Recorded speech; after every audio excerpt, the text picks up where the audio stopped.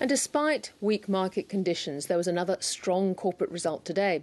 Property group Stockland posted a statutory profit up 57.7% to $754.6 million.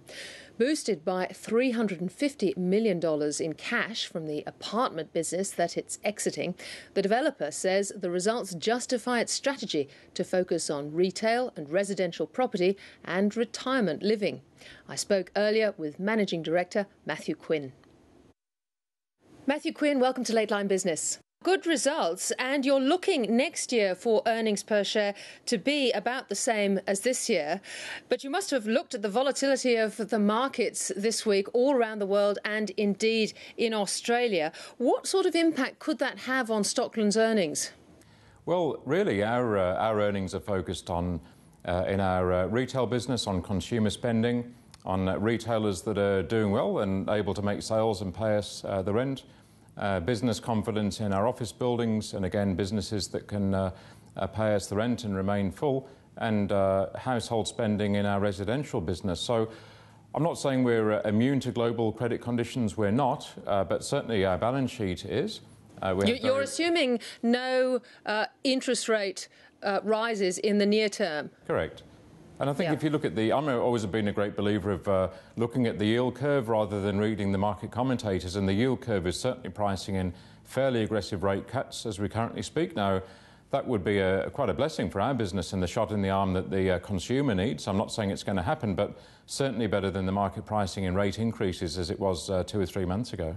Well, we've just had figures today of consumer confidence now at recessionary lows. You're also assuming that confidence improves on the home buyers front, but building approvals in Queensland and WA are below trend, I know, and housing affordability has been an ongoing concern of yours.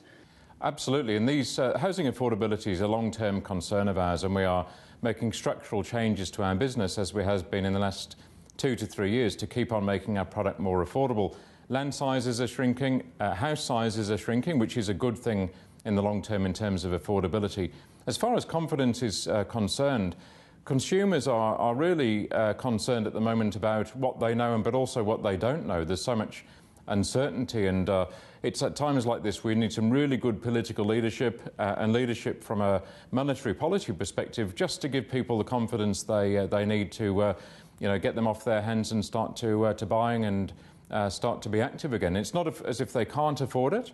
It's because they are saving more and becoming very defensive. And as the old economist James Keynes said, saving is a good thing as long as not everybody does it at the same time, and that's what we're seeing at the moment.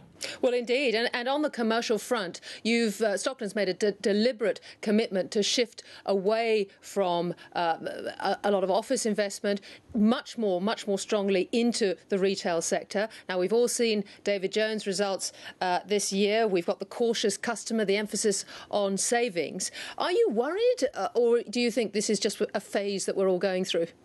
Well, I think it's partly a phase, but there are also some big structural changes that are happening, we believe, that are going to impact retail businesses and traditional bricks and mortar retail centres like ours. And there are a couple of themes I'll just talk about. The first is the much better performance that we're now seeing from centres like ours that have a focus on day-to-day value and convenience. And despite all of the doom and gloom, the last 3 months' sales from our centres have shown like-for-like comparable growth with the previous year of 3.9%. So define the trend because of that focus on day-to-day needs and value and convenience.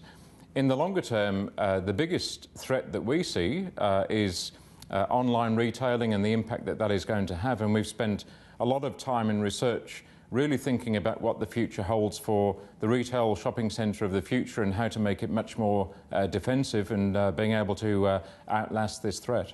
And you, like a lot of retailers, are actually now talking about much more about the shopping experience for customers. I find all this very woolly, I've got to say. Well, it is woolly to some degree, unless you actually do in-depth research to find out what is going on, where the trends are, and what are going to be the likely winners and losers out of all of this.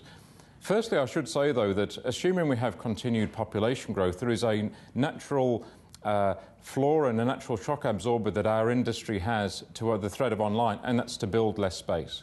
I think that does not apply anymore. And I think what's going to happen, and certainly this is the view that we're taking, is that retail centres, as well as being more about the experience and the community hub, the woolly things that you're talking about, the intangibles, having less shops than we would traditionally have had provides a defence mechanism to the fact that a lot of retail formats that we're seeing today probably won't exist in 5 or 10 years' time. Now, I see one of your competitors, the mighty Westfield, has just announced a 440 million entry into the Brazilian market.